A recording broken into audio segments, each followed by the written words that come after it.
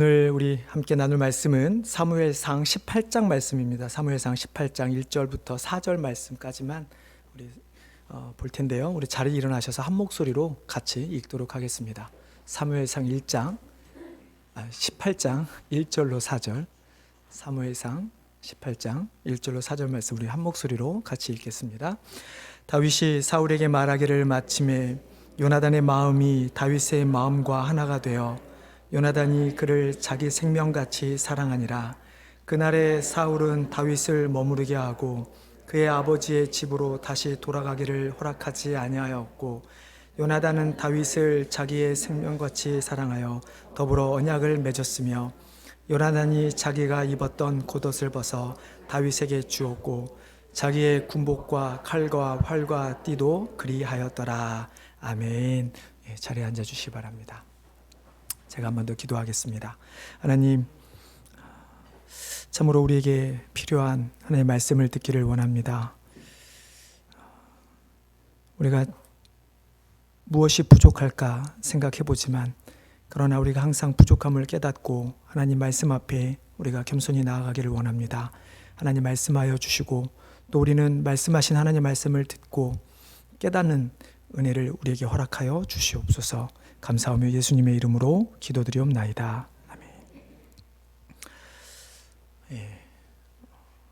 예전과 비교해보면 참 많은 것들이 바뀐 것 같습니다. 없어진 것도 많이 있고요.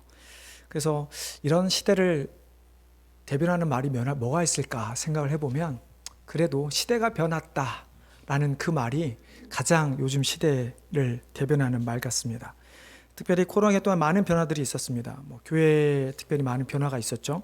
초반에는 대면으로 모이질 못해서 온라인 플랫폼으로 예배를 드렸는데, 처음 온라인 예배가 시작될 때만 하더라도 솔직히 이렇게 계속 온라인 예배가 될지는 몰랐습니다. 아마 얼마 안 지나서 우리는 다시 모여서 대면으로 예배 드릴 것이다.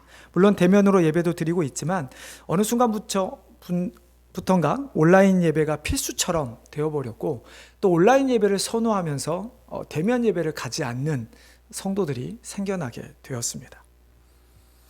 또한 많은 변화 중 또 하나를 꼽으라고 한다면 교제인 것 같습니다. 함께 만나서 이야기하고 먹고 마시고 나누는, 한국 사람들이 아마 한국 사람만이 아니겠죠. 사람들이 가장 좋아하는 그런 교제인데, 처음 코로나가 터졌을 때 교회들이 예배도 못 드렸지만 가장 많이 못한 것이 바로 점심 친교. 점심 친교죠. 그래서 어떤 교회는 한 달 정도는 안 했지만 그 이후는 계속 했다는 교회도 있고요.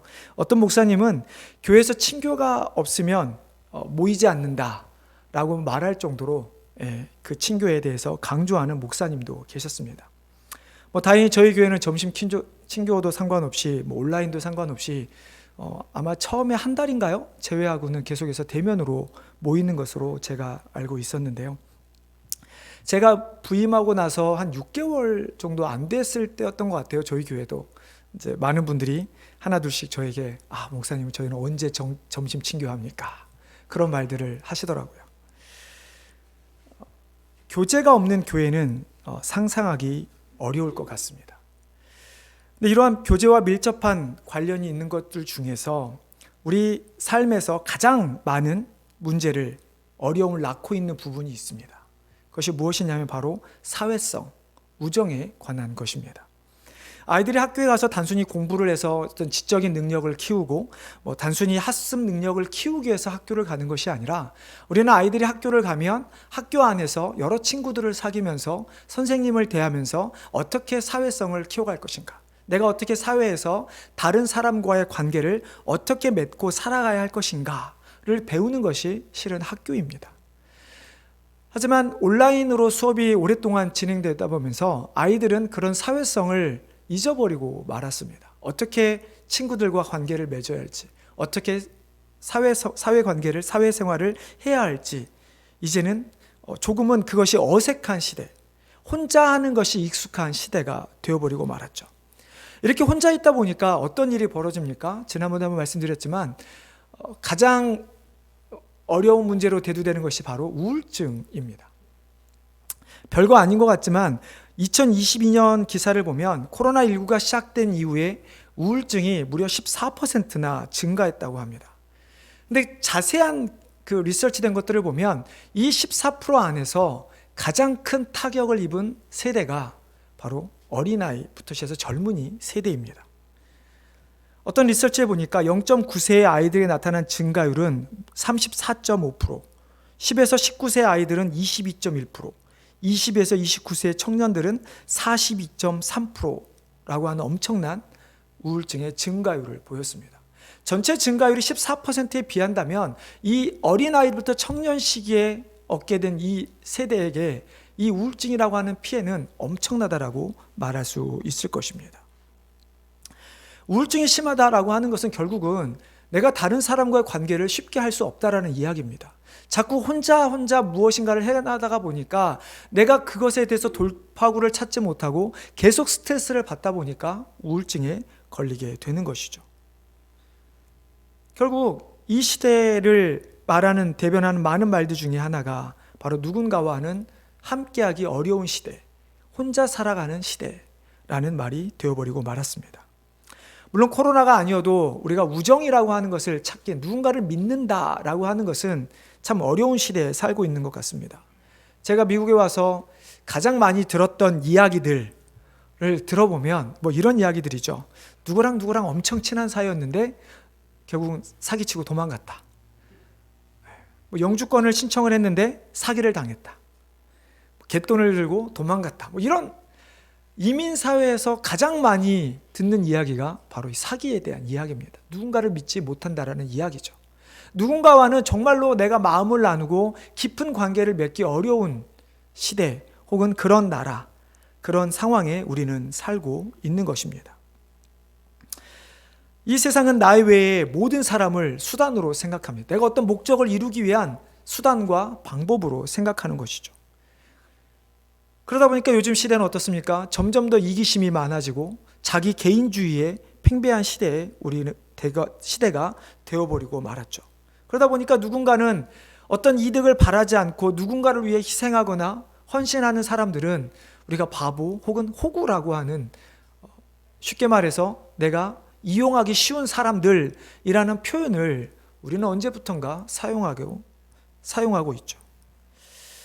세상이 이렇게 점점 더 개인주의로 흘러가고 점점 더 혼자서 살아가면서, 그렇지만 혼자 뭔가를 해결할 수 없는 시대, 우정에 대해서는 생각할 수도 없는 그런 시대, 우리가 기독교 말로 하면 동역자에 대해서는 쉽게 생각할 수 없는 시대에 우리는 살아가고 있는 것입니다. 근데 그런 시대에 오늘 본문은 우리에게 귀중한 모습을 보여주죠. 다윗과 요나단이라고 하는 두 사람, 성경에 수많은 인물들의 관계들을 나와 있지만 그 중에서 우정에 대해서 가장 잘 보여주는 관계가 누구일까? 인물이 누구일까? 바로 우리가 알고 있는 다윗과 요나단입니다. 하지만 오늘 우리는 이 다윗과 요나단을 통해서 단순히 세상에서 말하는 우정, 어떻게 내가 이 사람과 잘 지낼 수 있을까라고 하는 것만을 살펴보는 것이 아니라 우리가 하나님 안에서 어떻게 동역자의 관계를 맺어갈 수 있을 것인가?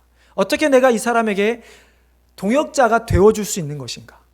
나는 누군가를 어떻게 동역자로 삼을 수 있을까에 대한 말씀을 함께 나눠보도록 하겠습니다. 오늘의 배경을 먼저 좀 잠깐 살펴봐야 할 텐데요. 사무엘의 나이가 들에 따라서 이제 그 사무엘의 두 아들들이 사사로서 이스라엘을 다스리게 됩니다. 그렇지만 어떻죠? 이 두 아들들이 사무엘처럼 올바르게 하지 않고 자신의 이득에 따라서 판결을 내리고 뇌물을 받는 일들이 벌어집니다. 그러니까 이스라엘 장로들이 사무엘을 찾아가 우리에게 왕을 세워달라고 요구하죠. 이들이 말하는 왕, 하지만 하나님께서는 어떻게 말씀하십니까? 이들이 애굽에서 그들을 인도해 낼 때부터 나를 버리고 다른 신을 섬겼다. 지금도 그들이 왕을 원하는 것은 나를 버리기 원하기 때문이다 라고 하나님은 말씀하시죠. 그래서 사무엘은 이스라엘 백성들을 향해 이렇게 이야기합니다. 너희가 왕을 세우길 원하면 왕이 너희들이 가진 소유를 뺏어서 갈 것이고 너희들의 자녀를 삼아서 나라를 다스리는 자로 쓸 것이고 자신의 종으로 삼을 것이다. 뿐만 아니라 너희가 원하는 왕의 이름으로 하나님께 구할지라도 하나님은 너희에게 응답하지 않으실 것이다 라고 이야기를 합니다. 그럼에도 불구하고 이스라엘 백성들은 역시나 왕을 선택하게 되죠. 하나님은 결국 사울이라고 하는 왕을 세우십니다. 근데 사울 왕은 어떻습니까? 처음에는 뭔가 어리숙해, 키는 크고 기골은 장대하지만 뭔가 어리숙한 모습이지만 점점 시간이 지날수록 왕의 면모를 갖게 됩니다. 하지만 왕의 면모를 갖게 될수록 그가 보이는 모습은 무엇입니까? 하나님으로부터 멀어져가는, 불순종하는 모습을 보이게 되죠. 불순종의 절정이 언제였습니까? 아말렉의 전투죠. 하나님께서 모든 아말렉의 족속뿐만 아니라 그들이 가지고 있는 모든 가축까지 다 쓸어버리라 라고 말하지만 사울 왕은 절대로 그것을 완전히 쓸어버리지 않은 채 가장 좋은 것들을 남겨둡니다. 그리고 나중에 핑계를 대죠. 아니, 제가 이것을 남겨둔 것은 저를 위해서가 아니라 하나님께 가장 좋은 것으로 제사드리기 위해서 남겨두었습니다. 결국 하나님은 사울 왕을 버리고 다윗을 이제 왕으로 세우게 됩니다.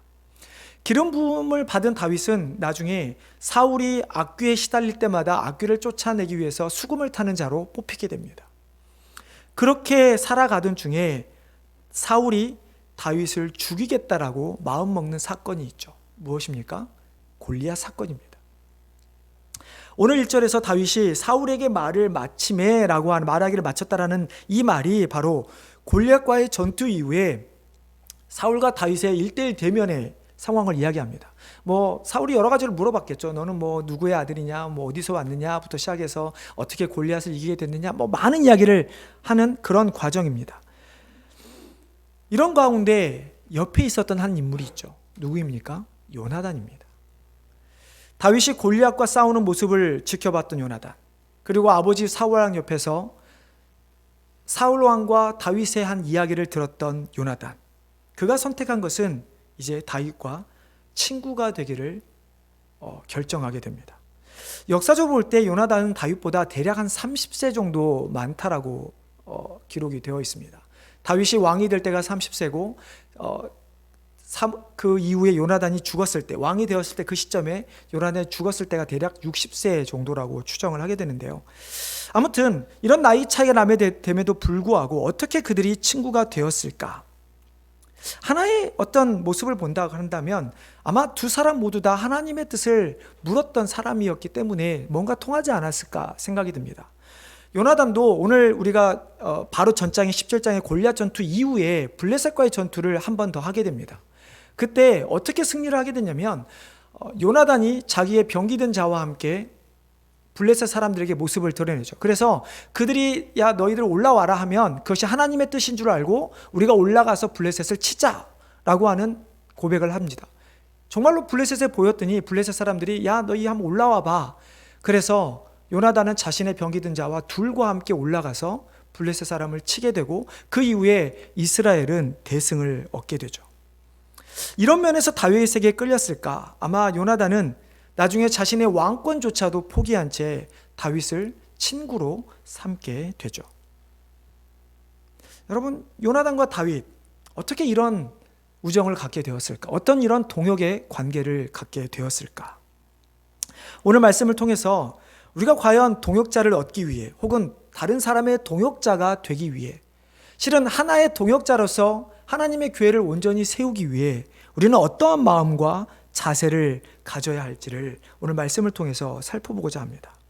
우리는 이 세상에서 혼자가 아닌 누군가와 함께 하나님을 걷고 있다는 것을 느끼시고 그리고 그와 함께 어떻게 동행할지를 오늘 말씀을 통해 얻게 되는 귀한 시간 되시기를 주님의 이름으로 축원합니다. 진정한 우정을 나누고 동역자가 되기 위해서 둘이 하나의 마음을 가져야 합니다. 자, 1절에 보면 이렇게 되어 있습니다.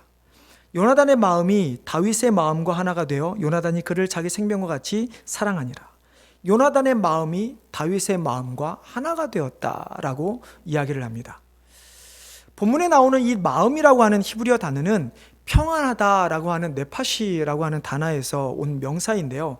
이 단어는 성경에서 뜻 혹은 정신, 중심으로 사용되었고 영어 성경을 보면 영혼이라고 번역이 된 단어입니다. 하나가 된다라고 하는 히브리어 단어는 공모하다, 결탁하다, 얽히다 이런 뜻을 가진 단어인데요. 기본적으로는 의미는 묶다, 뭔가를 이렇게 묶는 것을 의미합니다. 결국 이 두 단어를 조합해 보면 다윗과 요나단은 그들의 뜻과 정신과 마음이, 즉 영혼이 하나로 묶여져 있다, 얽혀 있다라고 하는 의미이죠.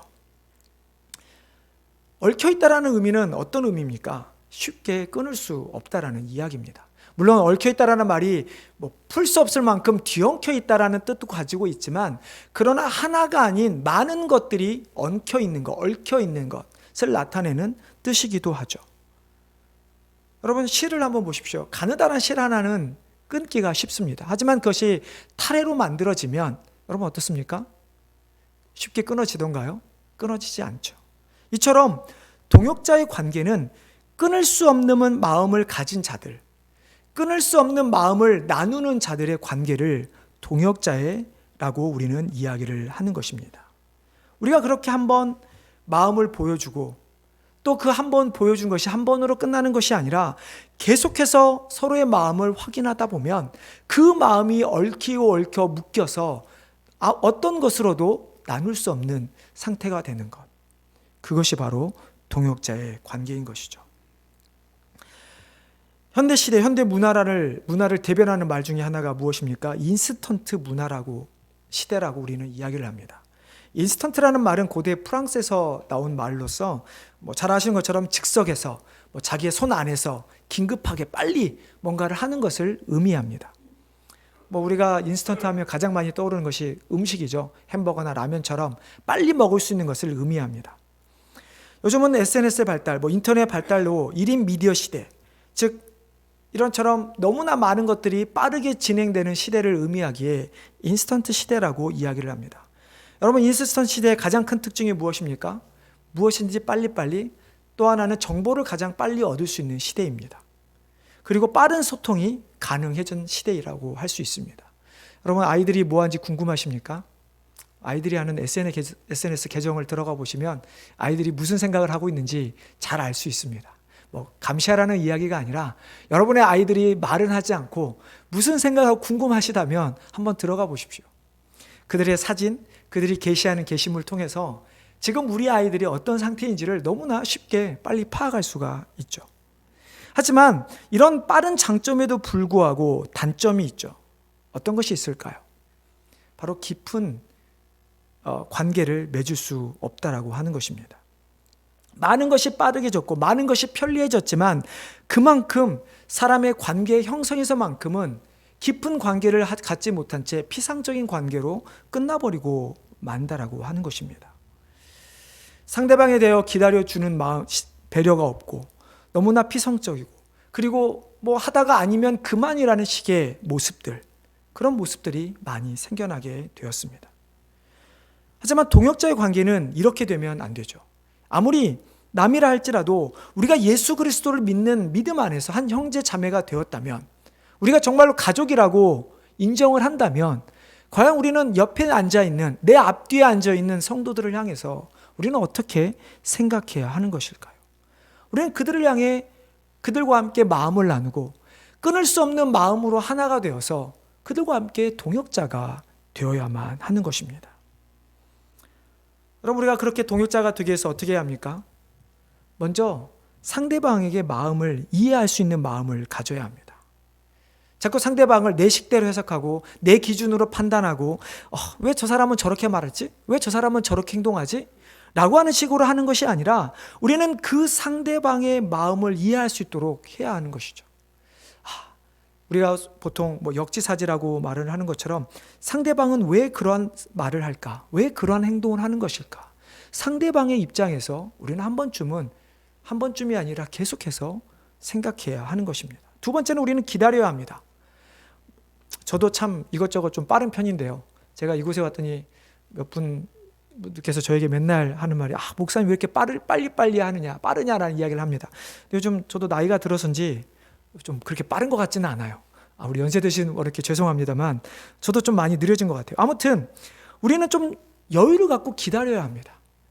그 사람이 뭔가를 우리가 말을 하면, 요청을 하면 그것을 할 수 있을 때까지 기다려야 합니다. 하지만 우리는 어떻습니까? 기다리지 않고 이거 이렇게 저렇게 그렇게 하면 안 되잖아 라고 하는 모습들이 참 많이 있죠.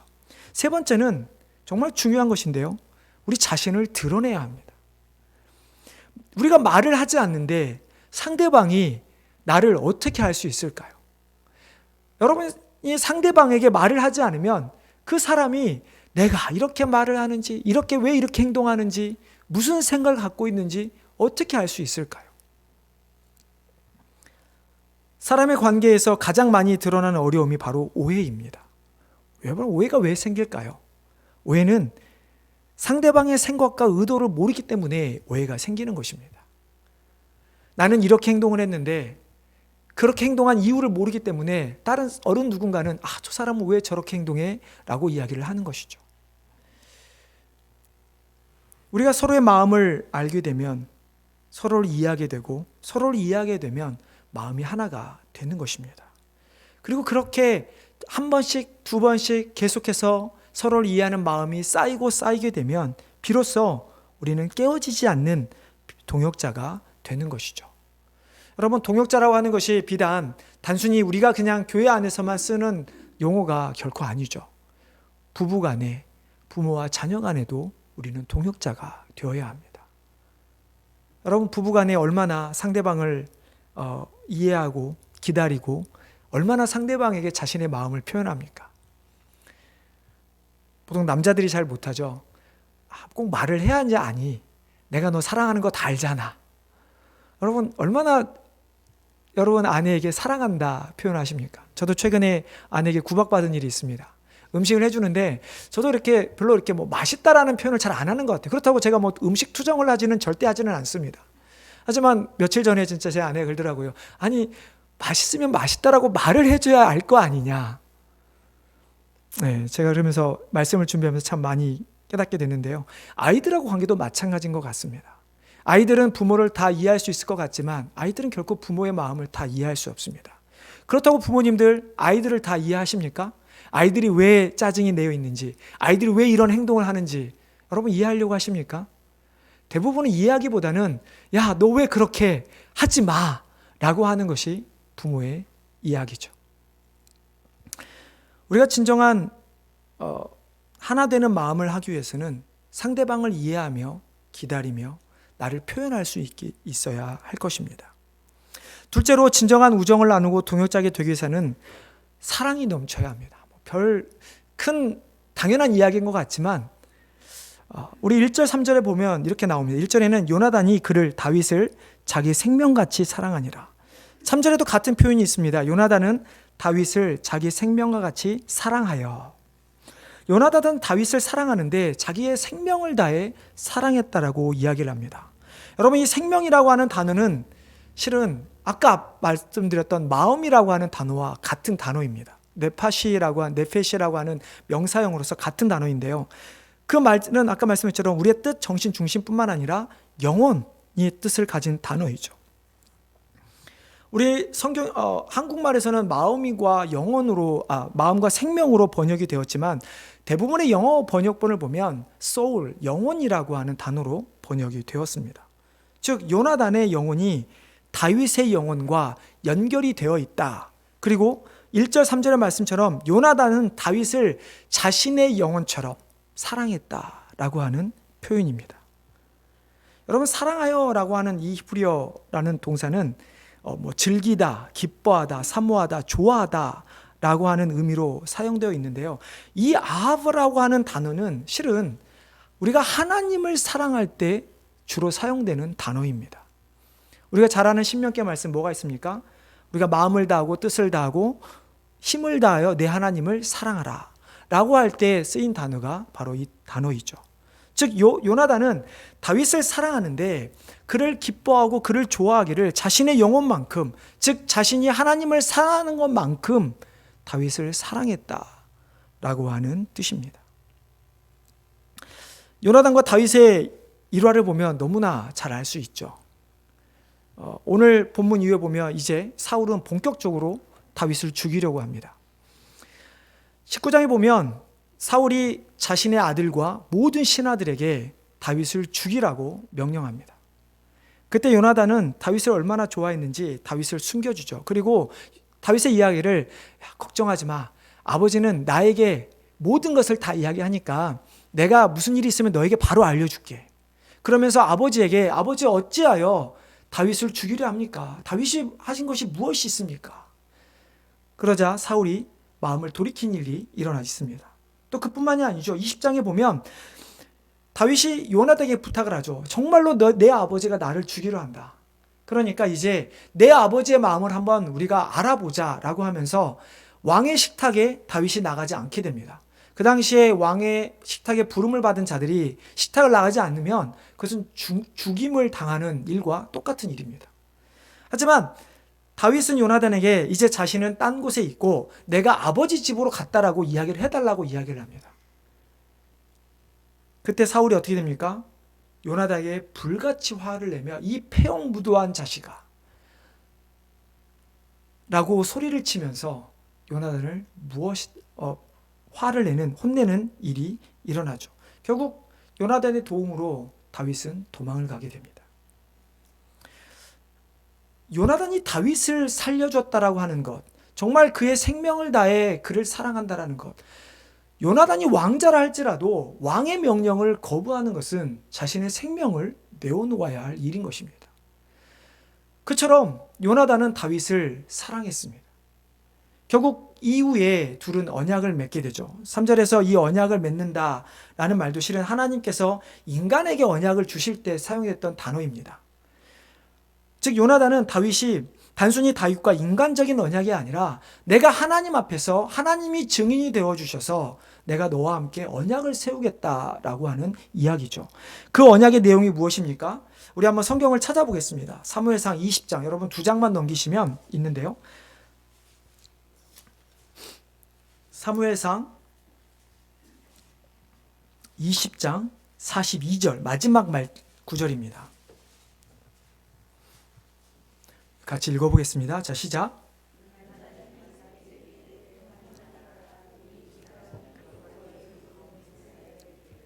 여호와께서 영원히 너와 너 사이에 계시고 내 자손과 내 자손 사이에 계시리라 하였느니라 하니 다윗은 일어나 떠나고 요나단은 성으로 들어가니라. 요나단은 다윗의 생명을 살려주었죠. 요나단이 다윗을 정말로 좋아했던 것 같습니다. 물론 여기서 좋아하다서 또 오해하셔서 사랑한다라는 말에 오해하셔서 또 이상한 동성애를 생각하는 분들이 가끔 그렇게 해석하는 분들이 있는데 아까 말씀드린 것처럼 하나님을 사랑하는 것처럼 사랑을 의미하는 것이지 동성애를 의미하는 것은 결코 아니라는 것을 여러분 기억하시길 바랍니다. 어떻든 이런 사랑 때문에 이들이 맺은 언약은 단순히 자신들만의 언약이 아니라 자신들의 후손을 위해서도까지도 언약을 맺게 되는 것이죠. 실제적으로 다윗이 죽게 되었을 때 요나단을 살려주게 되고 다윗은 요나단이 죽은 이후에 그의 아들인 무비보셋을 계속해서 챙겨주는 일들이 일어나게 됩니다. 요나단 죽었을 때 그의 죽음을 슬퍼하며 노래를 지었는데요. 내 형 요나단이여 내가 그대를 애통함은 그대는 내게 심히 아름다움이라. 그대가 나를 사랑함이 기이하여 여인의 사랑보다 더하였도다. 왕이 된 다윗, 절름발이었던 무비보셋을 계속 자신의 식탁으로 불러와 함께했던 요나단의 그 사랑을, 그 우정을 기억하며 다윗도 끝까지 자신의 생명을 다해 무비보셋을 지켰던 모습을 성경은 우리에게 잘 보여주고 있습니다. 이처럼 동역자의 관계라고 하는 것은 단순히 마음과 마음이 하나가 되는 것 이상으로 우리가 그 옆에 나의 동역자를 위해 우리의 생명을 다하기까지 우리는 그들을 섬기며 그들을 좋아하며 그들을 사랑해야 하는 것이죠. 성도님, 이제 말씀을 맺고자 합니다. 다윗과 요나단의 우정, 그들의 우정은 우정 이상의 것이었습니다. 그들은 절대로 끊어지지 않을 하나된 마음이 있었고 자신의 생명, 자신의 영혼을 건 사랑을 하였습니다. 이런 우정을 나눌 수 있는 서로 간의 동역자의 관계, 자신의 생명을 주기까지 서로 사랑했던 동역자의 관계, 그럼 우리가 그런 동역자가 되기를 바랍니다. 아무리 현대문화가 대변하는 인스턴식의 우정 혹은 인스턴식의 동역자라 할지라도 우리는 그 문화와 시대를 따라가는 것이 아니라 우리는 오늘 말씀이 우리에게 보여주는 것처럼 우리의 평생토록 마음과 생명을 함께 나눌 수 있는 누군가를, 동역자를 우리는 만들어야 하는 것이죠. 여러분, 누군가가 여러분의 등을 맡길 수 있는 사람이 있으십니까? 여러분, 절벽에 매달렸을 때 누군가 여러분의 손을 잡아줄 수 있는 누군가가 여러분에게는 있습니까? 여러분, 우리도 충분히 할 수 있습니다. 왜냐하면 다윗과 요나단의 우정이 아빠 앞에서 말씀드린 것처럼 하나님의 그 언약, 하나님의 약속에 대한 믿음과 순종에 근거하고 있기 때문입니다. 요나단이 하나님의 말씀에 순종해서 전쟁에 승리했던 것처럼, 하나님의 뜻을 묻고 순종했던 것처럼, 다윗도 끊임없이 하나님의 말씀에 순종했던 그 모습들, 그래서 하나님의 언약 안에서 그들의 우정의 관계를 맺었던 것처럼, 우리가 비록 내 옆에 사람이 또 다른 누군가가 내 마음에는 맞지 않는다 할지라도 우리가 하나님 안에서, 하나님의 언약 안에서 한 형제자매 가족이 되었다면 우리는 반드시 동역자가 되어야만 하는 것입니다. 우리가 그 하나님의 언약, 그 이상의 것이 우리에게는 있죠. 무엇입니까? 바로 예수 그리스도입니다. 우리는 예수 그리스도로 말미암아 한 가족이 되었습니다. 여러분, 여러분의 가족들을 한번 생각해 보십시오. 우리 부모님들, 자식들을 위해서 못할 것이 무엇이 있습니까? 우리가 수많은 역사, 수많은 이야기들 가운데 부모들이 자식을 위해 자신의 생명을 내어놓는 경우가 얼마나 많이 있습니까? 우리가 믿음 안에서, 그리스도 안에서 한 가족이 되었다면 우리가 옆에 사람을 위해, 우리의 동역자를 위해 우리의 생명을 다해서 그들을 사랑해야 되지 않을까요? 정말 예수 그리스도 때문에, 그분의 죽기까지 순종하심으로 말미암아, 그분의 은혜로 말미암아 우리가 구원의 가족이 되었다면 우리도 우리의 생명을 다해 옆 사람을, 다른 성도들을 사랑해야 하지 않을까요? 저는 우리 교회가 더욱더 하나가 되었으면 좋겠습니다. 남에게 일을 미루거나 남을 깎아내리거나 남을 판단하거나 남을 나보다 낮게 여기지 않았으면 좋겠습니다. 우리 모두가 정말 한 형제 자매고 한 가족이라면 이제 누군가를 비난하면 낮게 깎아내리는 것이 아니라 남을 세워줬으면 좋겠습니다. 가족 안에서 깎아내리면 무엇입니까? 자기 얼굴에 침 뱉기입니다. 자신을 깎아내리는 것입니다. 하지만 반대로 내가 누군가를 높이면 결국 그것은 자신을 높이는 일이 되는 것이죠.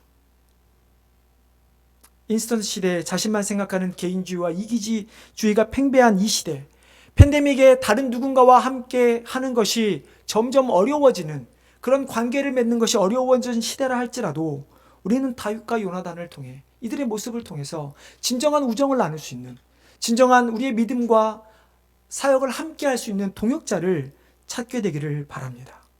그리고 그들과 함께 마음을 나누고 그들을 위해 생명을 다해서 아끼시는 그런 관계를 맺어가시기를 바랍니다. 그렇게 될 때 비로소 교회는 변하는 것입니다. 그렇게 될 때 교회가 변하게 되고, 교회가 변해야 이 지역에 있는 다른 누군가는 그런 교회를 바라보며 교회로 오게 되는 것이죠. 우리가 하나 되지 못하면 어느 누구도, 믿지 않는 사람들은 교회에 오지 않습니다. 지들도 하나 되지 않는데, 지들도 서로 물고 뜯고 싸우는데 내가 저 교회에 가서 무엇을 얻을 수 있을까? 주님이 우리에게 말씀하신 것처럼 너희가 하나가 될 때, 너희가 서로 사랑할 때 비로소 내 제자임을 세상에 알게 되리라. 말씀하신 그것처럼 우리가 정말로 서로 사랑하며 서로 생명을 다하기까지 아꼈을 때, 그러한 동역자의 관계가 되었을 때 세상 사람들은 우리를 바라보며, 아, 예수 그리스도가 저 교회에 계시는구나. 나도 저들과 함께 했을 때 누군가와 이 세상에 홀로 외롭게 살아가는 것이 아닌 누군가와 함께 손잡고 걸어갈 수 있겠구나 라고 하는 생각을 가질 수 있게끔 우리 교회가 변화되기를 주님의 이름으로 축원합니다. 또한 이러한 변화 가운데 하나님께서 우리에게 주신 놀라운 은혜가 있기를 바랍니다. 우리가 단순히 어떤 사역들을 통해서 나누는 것뿐만 아니라 그저 우리가 살아가는 삶의 모습, 나누는 삶의 모습만으로도 누군가에게는 도움이, 우리에게는 하나님께서 주시는 놀라운 은혜가 임하는 그런 교회의 성도님 되시기를 주님의 이름으로 축원합니다. 기도하겠습니다. 하나님